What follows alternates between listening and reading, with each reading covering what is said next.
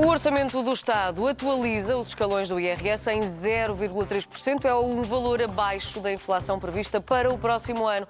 Alda Martins, muito bom dia. O que é que isso significa para o bolso dos portugueses? Olá, bom dia, Patrícia. À partida significa, e como temos estado a dar conta já esta manhã, que não haverá aumento do poder de compra, mas a UI esteve a fazer contas pela noite dentro, porque infelizmente o documento já foi entregue muito tarde e a especialista em fiscalidade, Anabela Silva, está hoje aqui connosco para nos explicar melhor este Orçamento do Estado, nomeadamente em matéria de IRS. Olá, bom dia. Bom dia. O que é que significa, assim, à primeira vista, um aumento de escalões abaixo daquilo que será o aumento dos preços previsto para o ano que vem, não é? Portanto, como tem sido indicado, de facto pode levar a uma diminuição de poder de compra. Portanto, por um lado, no caso dos funcionários públicos, porque realmente eles só são aumentados em 0,3%, que significa que se os preços dos bens aumentarem 1,2% e o salário só aumentar 0,3%, a pessoa de facto perde poder de compra.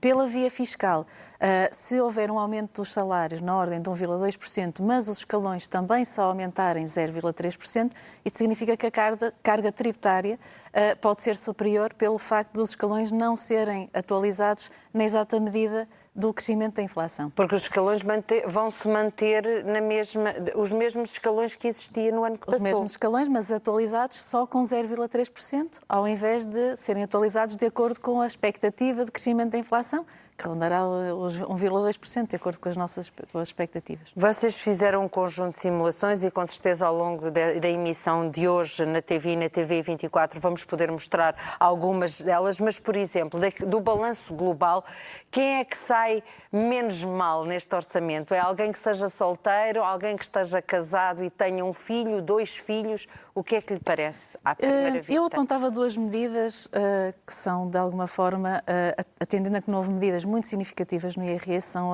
as mais, digamos, emblemáticas. A questão dos jovens trabalhadores, portanto, um jovem que conclua os seus estudos e depois inicie no mercado de trabalho e obtenha rendimentos, pode ver o seu IRS, uma parte do IRS do rendimento a ser isento, portanto 30% no ano da conclusão dos estudos e depois 20% e 10% nos 2 anos subsequentes. Dizer que é para os estudos universitários e secundários. Sim, também. Portanto, após a conclusão do ensino Exatamente. secundário. Exatamente. Portanto, tem um conjunto de requisitos, portanto, jovens entre os 18 e os 26 anos, mas de alguma forma isso funciona como um incentivo, digamos assim, por via da redução da carga tributária que incide sobre os jovens que estão agora a começar o seu trabalho.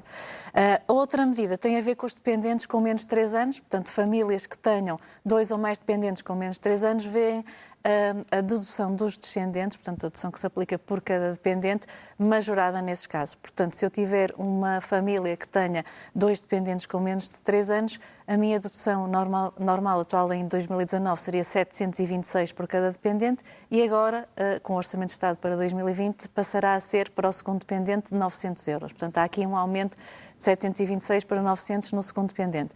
Portanto, serão 2 medidas. Portanto, a atualização dos escalões já falamos, mas os efeitos, uma vez que a atualização é só de 0,3%, não são muito significativos. Portanto, há de alguma forma uma poupança, mas essa poupança não chega se realmente as expectativas da inflação vierem a ser refletidas. Depois, em termos, já falaram também na peça anteriormente a questão do imobiliário, portanto, do coeficiente de alojamento local, que passar 0,35 para 0,5, realmente vai agravar a tributação incidente sobre quem tem alojamento local nas áreas de contenção. Esta parece, na sua perspectiva, ser uma boa medida deste orçamento, apesar de ter havido gente que alterou a vida para agora ter um alojamento local, não é? É difícil, quando estamos às vezes a lidar com as expectativas de quem faz um investimento a pensar no longo prazo, e muitas vezes as matérias fiscais são atualizadas com muita frequência. Aliás, das medidas que as empresas e as pessoas mais gostariam de ver refletidas seria a estabilidade, ou seja, as pessoas e as empresas querem que não haja tantas alterações nos orçamentos de Estado como tem havido nos últimos anos. No survey que a EY fez ainda há pouco tempo, foi novamente salientada a importância da estabilidade. Porque realmente, e volta a verificar se isso não existe, não é? alguma alterações. Por outro lado, também temos algumas medidas positivas, mesmo para as empresas, a questão das PMEs, portanto, no fundo, da taxa de tributação dos 17%, passar a aplicar-se não só até 15 mil euros, mas até 25, portanto é um alargamento que dá uma Tendo forma... em conta que a maioria das nossas empresas são pequenas e médias empresas, não é? E também a questão, medidas pontuais, a taxa de tributação autónoma das viaturas, que também é normalmente um encargo para as empresas, o facto da taxa reduzida dos 10% ser aplicável para viaturas até 27.500, atualmente 25, portanto de alguma forma também é uma medida que vai diminuir a tributação autónoma das viaturas. Portanto são de facto algumas medidas pontuais. No imobiliário, também de salientar, que também foi salientado na vossa peça, a questão do IMT para imóveis acima de 1 milhão de euros, portanto, passar a ver a taxa dos 7,5%. Portanto, não há, assim, medidas estruturantes. Aliás, no IRS falava-se da questão do englobamento dos rendimentos. Isso, sim, realmente seria uma medida estrutural do IRS, porque o IRS, desde o início, é um sistema semidual, mas isso não veio a refletir-se na proposta atual. Portanto, mas de qualquer modo, essa questão do englobamento, que acabou por não acontecer, também teria impactos negativos, não é?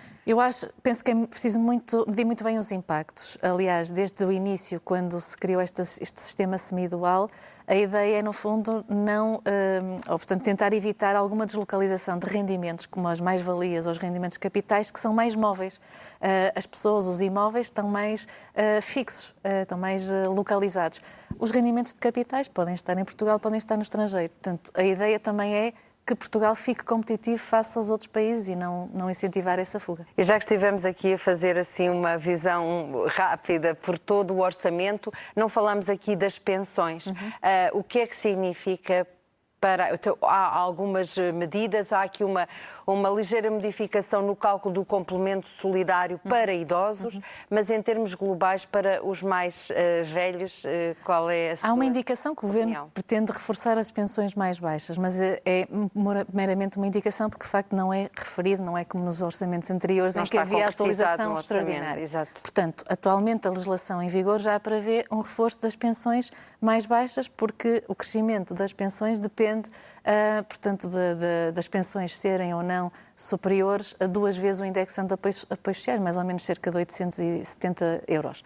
Portanto, acima entre 870 e 6 vezes o IAS, portanto, a taxa de crescimento das pensões é menor e assim sucessivamente. Portanto, para as pensões mais baixas, de facto, estaria prevista uma atualização pela legislação atualmente em vigor de 0,7%. Portanto, é isso que, se não houver nenhuma medida extra, portanto, será essa a atualização que as pensões mais baixas, de até 870 euros, terão... E, mais uma vez, acaba por ser inferior àquilo que é a inflação prevista, não é? Exatamente. E, portanto, exatamente. Mais uma vez aqui também a perda de poder de compra. Exatamente. Anabela Silva, muito obrigada. Obrigada. Pode deixar dúvidas sobre este tema em economia24@tvi.pt. Amanhã voltamos com outro tema para aprofundar mais aspectos deste orçamento. Até lá, tenha uma boa terça-feira.